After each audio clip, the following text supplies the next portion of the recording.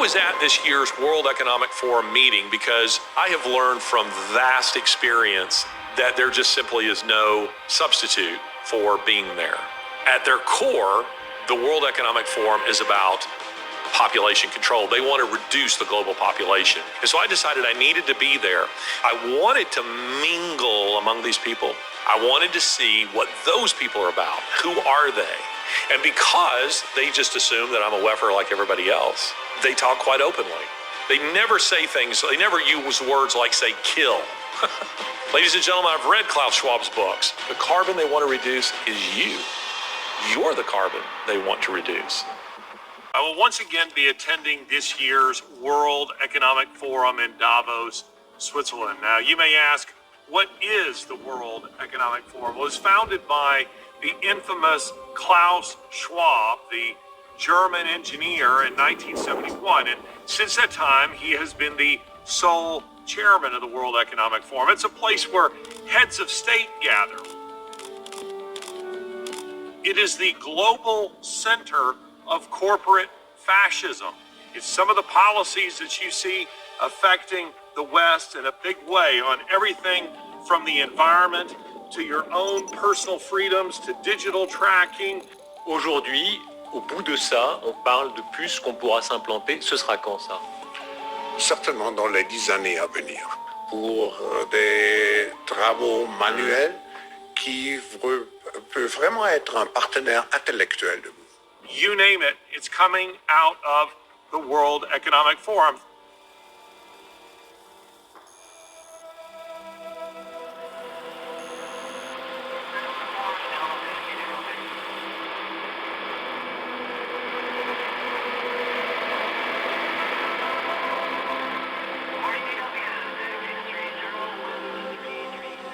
I'm in Zurich, Switzerland now, after a very long trip. I had about a 7-hour layover in London after a flight to Amsterdam was canceled, and so it took me a little while to get here, but here I am, and I am now in a taxi on my way out to the WEF. There's nothing going on this evening. I'll just grab a hotel. It's about 20 degrees here, and there's a light snow, but my driver here, he knows what he's doing. So we'll be in touch tomorrow. Going to get a good night's sleep tonight. Early in sleep. Gotta get going anyway. Let's take a look at it.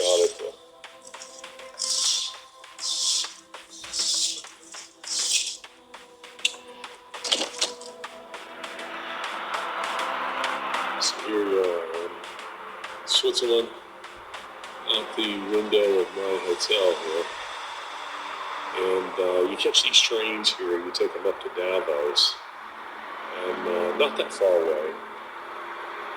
Time to get ready. Last year there were, 116 billionaires, about 50 heads of state, 600 CEOs of major corporations, and about 2,700 others, and I would say the numbers are even higher this year. So if you're of the opinion that the WEF is irrelevant, then you would be mistaken, because they have enormous influence on governments around the world. Indeed, Schwab likes to brag that they have penetrated governments around the world. Didn't sleep very well, but I did get some coffee and a good breakfast, and now make my way up to Davos, which is about an hour away. The WEF is a kind of, HOA from hell, as I like to say. These are individuals who are quite certain that it is their right to tell you how to live and what you should do on everything from the way you eat to the amount of energy that you use in the car you drive, and even the kind of job that you might have. They are individuals who cannot bear the thought that someone somewhere is free. Someone somewhere, their grass might be too high. They might be eating beef. They might be watching a program that isn't approved by the alphabet mafia, HOA from hell. The kind of perspective that I want to give you is a little different from perhaps what others are doing. 70% of the WEF is online. You can watch it yourself. So what we're doing is we're taking a look at what's taking place away from the major sessions and just engaging with ordinary people. I mean, honestly, it's almost like they were trying very consciously to model their organization after Spectre, after Bond villains. You know, this reminds me, Klaus Schwab, you know, even kind of looks like Telly Savalas and on Her Majesty's Secret Service. And Elysium has his Alpine fortress. And that's where we're going. You notice the traffic is getting a little thicker. The automobiles are getting a little bit nicer as we get closer to the WEF. Right now, making our way up the mountain to Davos, and we are going through a security checkpoint here because you have more than 60 heads of state at this particular event. Now, the WEF, again, it is a global gathering of pretentious pricks. I mean, that really is what it is. As I say, the HOA from hell. These are people who are all sure that they have the right to tell you how to live. Yeah, we're about to go through the checkpoint right here, right now, but we're making our way up the mountain. We'll be there in just a few minutes. It should be a very, very interesting day today. Today, it's my intention to engage with just WEF attendees. Now, why would I do that? Well, because those are the people who are really buying into what is being sold here at the World Economic Forum. They pay enormous sums of money to be a part of the WEF. You have to be a member, and then you have to pay conference fees, and those can get up well into six figures to do something like this. Now, of course, I'm not doing it. I just show up and I walk into places like I own them. And so far, that's worked for me. Now, how long that will hold out, I don't know. But as I say, just sheer audacity can often be a replacement for a lack of money when your pocketbook just simply isn't up to the task. So we're working our way up the mountain. We'll be there here shortly, and I'll try to update you as soon as I can. I just was rejected from one of the buildings that I tried to enter. You know, typically you can bluff your way into almost anything. Simply, this is a little pro tip for you. By acting like you are meant to be there. It's amazing how many places you can get into, but on this particular occasion, the place is so full, they're rejecting everyone from getting inside. Doesn't matter. We're still going to achieve what we came here to do.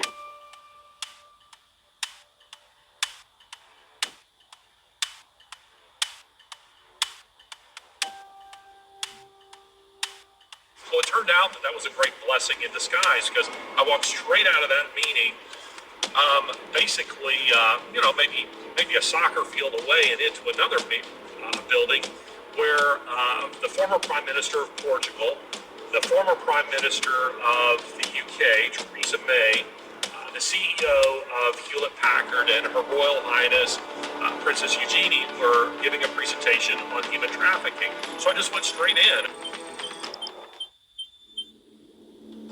I'd like to welcome you on behalf of Gold's House, who of course are a diverse community of business and political leaders, activists, NGOs and entrepreneurs who come together at significant global moments throughout the year with the mission of driving progress to achieve the UN Sustainable Development Goals by 2030. Some of the details of what it's doing, but its prime aim is to raise the political momentum. As John says, to get the sort of people who are here in this room, but here elsewhere at Davos, to recognise that this is an issue they need to pay attention to. They need to ensure they've got the legislation. Companies need to take action, because the only way we're going to eradicate modern slavery is by working together. I went straight up to Theresa May and introduced myself and was able to ask her a number of very pointed questions, not rudely, but substantive questions about her presentation. I understand you ran into a Theresa May. She seems familiar. I think she was Prime Minister for about 22 minutes once, not that long ago. and you had an opportunity to speak to her. Sat and listened to a lecture on human trafficking from Theresa May and others. And afterwards, I was able to have a conversation with her about her assertions, regarding Ukraine. Ukraine is a big theme here. Zelensky spoke today, and surprising to no one, he asked from these, 60 heads of state for $54 billion. Oh, and he also asked them to topple Putin. And we need you in Ukraine to build, to reconstruct, to restore our lives. Each of you can be even more successful with Ukraine. Newsflash, Zelensky isn't going to win. Zelensky isn't even going to be there. He'll flee to England or the United States to live for the rest of his life with a whole bunch of the money that we gave to him, is my guess.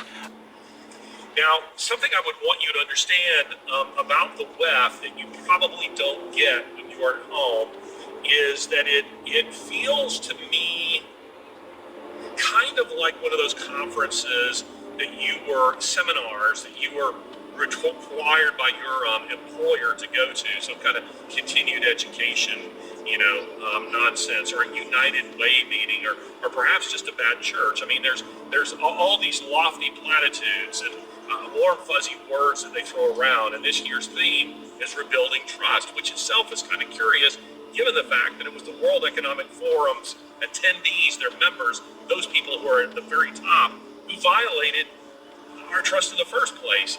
Specifically, most notably with the pandemic.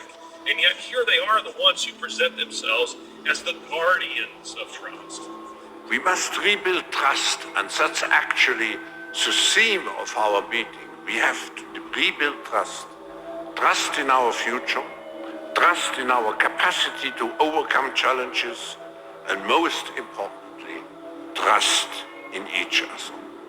And then you had the president of the European Commission, Ursula von der Leyen, saying that the focus of the WEF, she said this yesterday, maybe it was the day before, that the focus of the WEF attendees is to address misinformation and disinformation. The top concern for the next 2 years is not conflict or climate.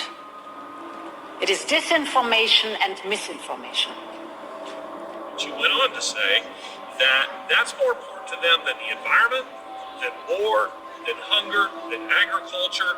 It was addressing this. But again, what the assumptions behind that is that we are the self-appointed guardians and arbiters of truth.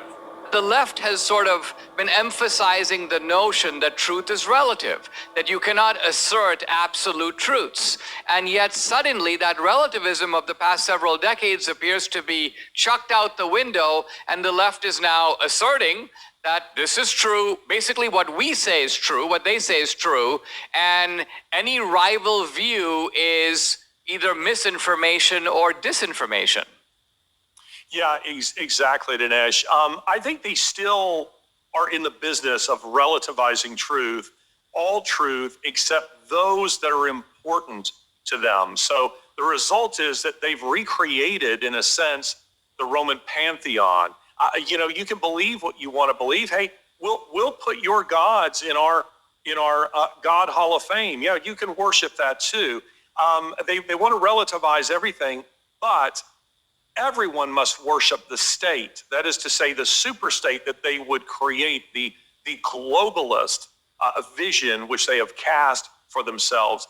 And so it was in Roman times, of course, as you well know, relativize all truths, but everyone must acknowledge the absolute truth of the state. And see, they see themselves as the arbiters of truth. I mean, for the president of the European Commission, Ursula von der Leyen, to say that they're addressing misinformation and disinformation, which in and of itself is Orwellian doublespeak, it also implies that they're the arbiters of truth. I mean, we're the ones who will decide what is truth. And, they're not about the protection of free speech. They see free speech as toxic, but they want to protect their own free speech. What they're really taking aim at in this case is social media, not just any social media, because they're all controlled by WEFers, with the exception of Twitter. They want to shut it down. They want to shut down. They want to shut down people like me, and they're already doing it in a number of ways that I won't get into here. But it is important that you get on our mailing list so that we can communicate with you, independent of any other social media platform. That will make us uncancelable. So we need you. We really, really need you to do that. But the left, I say again, it's like going to something that your employer would require you to go to. Way back, when I was in the academic world, I would be sent, once a year, you'd have to go to some kind of seminar that would be about some kind of topic like, let's say, finding commonality, celebrating diversity. That was one that I remember attending some years ago. It was complete nonsense. But again, you have the lofty slogan. So rebuilding trust is one of them. Another one, sort of a sub-slogan or theme of this year's WEF was, it's transparency, accountability, and consistency. All things that they don't do. I mean, there's no accountability for these people. They're absolutely, I've never seen anything like it when elected officials, and many of these people are elected, many of them are not. But they show absolute disdain and disregard for the people who elected them, or at least the people whom they represent, even if they didn't vote for them. This is a neck-and-neck race, and no one feels very comfortable on the Democratic side of things that Donald Trump isn't going to be the next president. Well, I don't think that nobody feels. I think many of us know that it is impossible for him to be the president again. We're seeing that with the Democratic Party in the United States. And that's curious to me because that's always a sign that the fix is in. When you're going into an election year and you're treating your constituents, voters, so badly, you would only do that if you knew that the fix was in. And that's the kind of thing that we're seeing here at the WEF. But I want to give you a sense of how the week flows and what it's like. I mean, it's interesting because most of the presentations, you have central presentations, but then you have surrounding it loads of other presentations. And they might be on things like, let's say, farming, or on media, or on conflict resolution, or dealing with stress, or immigration, or in the case of Theresa May, human trafficking. I mean, things that for the most part you wouldn't object to. And that's because it's kind of like that final scene at Indiana Jones and the Last Crusade, the "you chose poorly," scene, where the Holy Grail is disguised by all of these fake grails. A good thing is surrounded by all of these bad things, the bad things that will kill you, and one of them will give you life. Except in this case, it's the inverse. It is the bad thing that is being disguised by relatively good things. And see, the WEF is clever about this because they have lots of presentations on loads of benign topics, ones you wouldn't find particularly interesting, but you wouldn't find particularly objectionable. But that's their way of hiding what they're actually about. And that's because the WEF, again, if you understand nothing else from what I'm telling you here, the WEF is fundamentally anti-human. They are not about saving or really even helping humanity, even in spite of all of the things that they say. They are about saving the planet.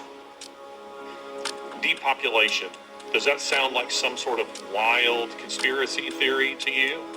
Well, listen to these World Economic Forum agenda contributors.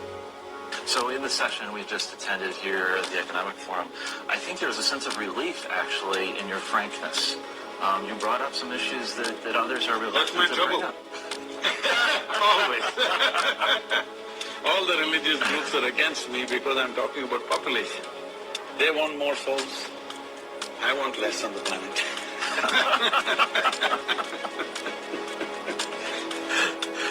It may look like there are many problems, but actually there's only one problem.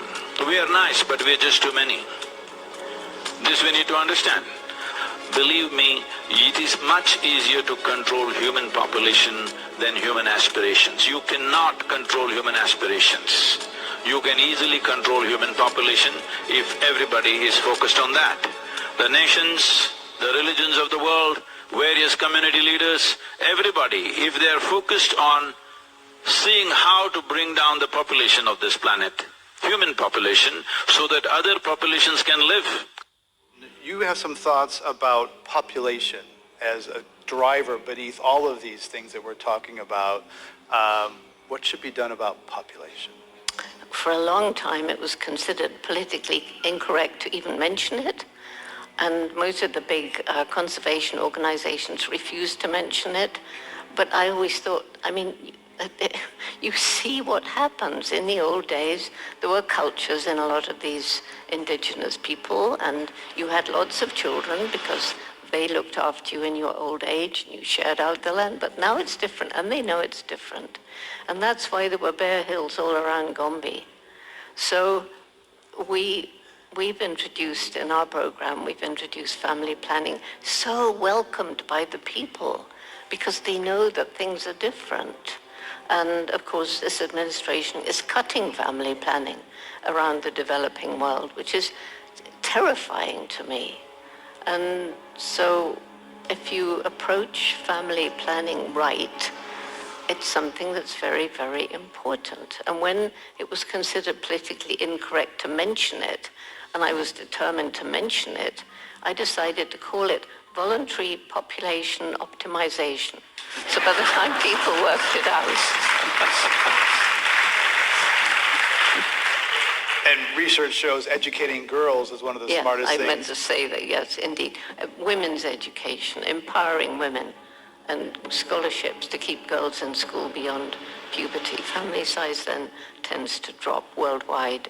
But in one way or another, we are so far, globally, we are so far above the population and the consumption levels which can be supported by this planet that I know in one way or another it's going to come back down. So I don't hope to avoid that. I hope that it can occur in a civil way, and I mean civil in a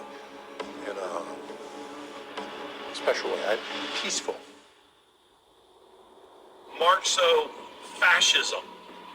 That's really what it is. I mean, Marxism at the lowest level of society, and then fascism at the top.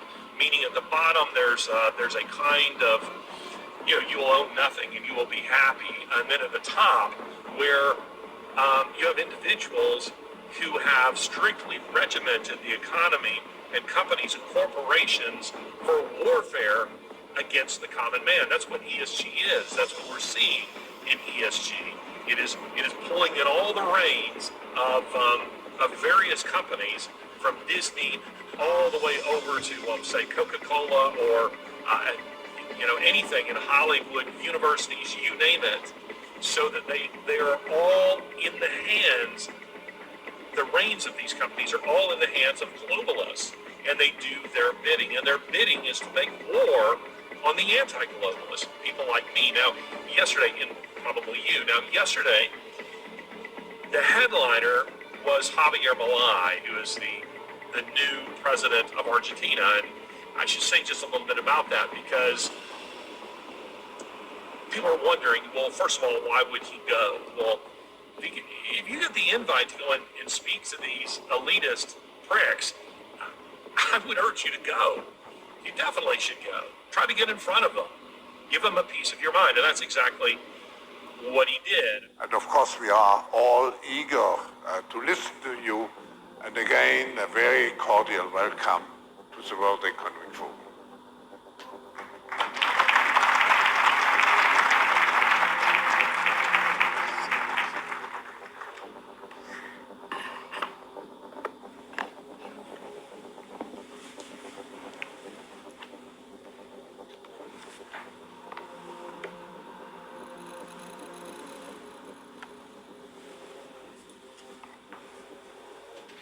Buenas tardes. Good afternoon. Muchas gracias. Thank you very much. Hoy estoy Today, I'm here to tell you that the Western world is in danger. And it is endangered because those who are supposed to have to defend the values of the West are co-opted by a vision of the world that inexorably leads to socialism and thereby to poverty. Unfortunately, in recent decades, motivated by some well-meaning individuals willing to help others, and others motivated by the wish to belong to a privileged caste, the main leaders of the Western world have abandoned the model of freedom for different versions of what we call collectivism. We're here to tell you that collectivist experiments are never the solution to the problems that afflict the citizens of the world. Rather, they are the root cause. Do believe me, no one better placed than us, Argentines, to testify to these 2 points. Some people have suggested silly things like he's controlled opposition or something like that. I think that's complete nonsense. Malai, interesting. You know, he's an economist, and he's a guy that they alternately portray as a nut job and a clown and a demagogue of some sort. I don't think he's anything of the kind. True to his populist roots, he flew to Davos, or rather to Zurich, I'm sure, on a commercial airliner. So here he is, you know, taking selfies with, you know, just, you know, your average passengers, you know, on this particular plane. And then he went and he gave his presentation. He treated it with the solemnity of a statesman, but he basically told them, look, you guys take your globalist, elitist policies, which, by the way, have, history has shown, wrecked half the world and now threaten to wreck the other half of it. Take it and stuff it, because we don't want it. Argentina doesn't want it. And he's become a kind of populist rock star, not just for Argentinians, but elsewhere. But some people watch this and they go, oh, wow, you know, he really stuck it to the WEF. Listen, the WEFers got from him exactly what they knew they were going to get. Just as they knew when they invite Elon Musk or they invite Donald Trump, they know what they're going to get. But you see, it's their way of trying to give the impression we're listening to dissenting voices, because we are, above all else, we are eminently reasonable. But they're reasonable in that patronizing, condescending way of a government official at the DMV. I mean, they're not listening.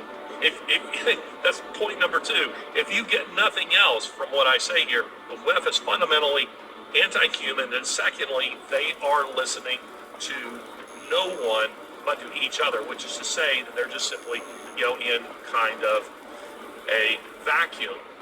Yesterday, I was doing an interview with Daily Wire and was asked a very good question. Do I think the WEF is aware that they have a PR problem, and that more and more people are waking up to who they are and what they're about? Are they nervous about that? My answer to that is no. I don't think they're remotely nervous about it, and that's because they see themselves, and there's truth in this, that the people who are waking up and dissenting with their agenda are, generally speaking, not people in power. They're commoners. They're common people. It's why they have sought to demonize the word populist. The way the media uses the word populist is to suggest that it's fascism, that it's Nazism. The irony is, they're the fascists, not the populists. Populism is just common people. It's just a movement, a grassroots movement of common people. And that can be good or that can be bad. That can be rioting or that could be the American Revolution. You know, so it's a mixed bag, but it just simply means a movement of ordinary people. And guys like Giorgia Meloni in Italy, women, I should say, like her, Javier Milei in Argentina, and Donald Trump all represent populist movements, and there are others that are taking place around the world. I mean, as I speak, in all over Europe, you have an uprising of farmers who are standing up and saying enough is enough. It's like the Canadian truckers. It's like January 6th, which has been mischaracterized as some kind of riot and an attempted insurrection, which of course it wasn't. It's just people saying, listen to us. would you please listen to us? We don't like the policies that you are implementing and that you are forcing down on the rest of us. And who are those people? They're the kind of people that I just left behind in Davos at the World Economic Forum. They're so detached from real life.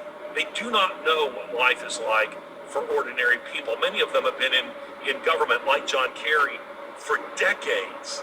So they just don't have any clue what life is like for ordinary people. And worse, they don't care. So what does the WEF fear? I definitely come away from the World Economic Forum feeling like there are two things that they fear with a kind of mortal danger. They see as the only things that can interrupt their plans. And interestingly, those two things have only one thing in common. They are not alike, but they have only one thing in common, and that's Donald Trump on the one hand, and it is Vladimir Putin on the other. As I sit and I listen to the WEFers in Davos, they're not offended, not really, by the fact that Vladimir Putin is a tyrant. He's a dictator. They're not offended by the fact that he rigs elections. I mean, these are all things they do. They're not offended by any of that at all. They're offended by the fact that he is not on board with the globalist agenda, and that is why they are prepared to fight him to the very last Ukrainian. That's what they're prepared to do. That's why they feel the need to topple him, because he stands in the way of their plans. Now, this doesn't mean you should be a Vladimir Putin fan. You shouldn't. He's a dictator. But in this regard, I'm with him. I agree with him on this point, but not to the point that I'm on board with Vladimir Putin, who is unquestionably a tyrant. But what's fascinating about Putin is that he recognizes in all these WEFers their corruption because it's who he is. I mean, it's a thief recognizing another thief. It's a criminal recognizing another criminal, and they recognize it in him too. And that brings me to Donald Trump. They want to make him look like he's a criminal. But what offends them about him is that Donald Trump was one of them in the sense that here he is, with his background. He's a billionaire, a New Yorker, New Jersey, a businessman, blue state. At one time, he supported financially candidates like Bill and Hillary Clinton. Not particularly pro-life, in my opinion, although his policies are by far the most pro-life policies of any president in modern history. No, none of that stuff offends them about him. Not his sex life. They'll say that it is. That's not what offends them either. What offends them about him is that he is not on board with the globalist agenda, and therefore, both Donald Trump and Vladimir Putin, they fear them both, and they feel the need to destroy them both.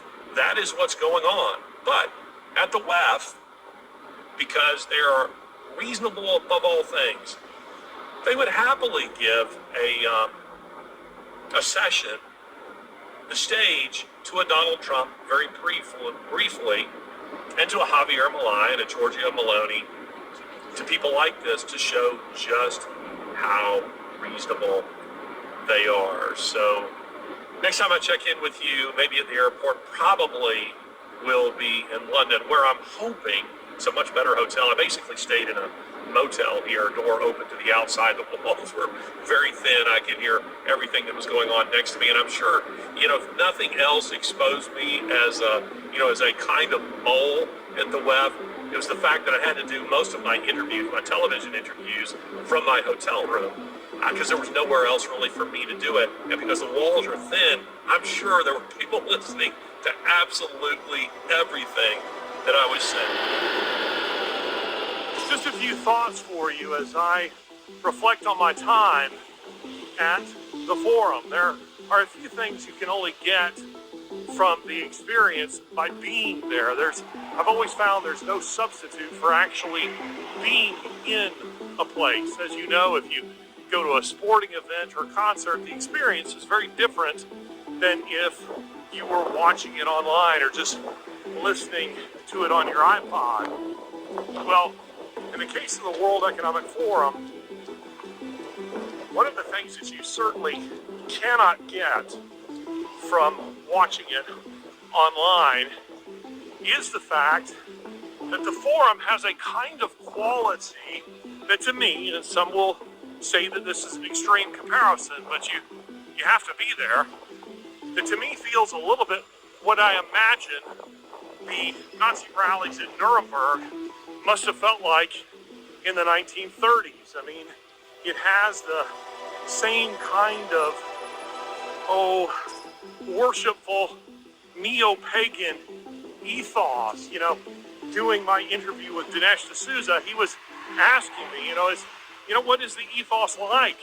Well, it is a shared one, and it's pagan in nature, and it's completely unified to the point that it's almost like Stepford. It's as though no one really questions the agenda. They've all bought into it on everything from vaccines to depopulation to the end of industrial farming, all of it.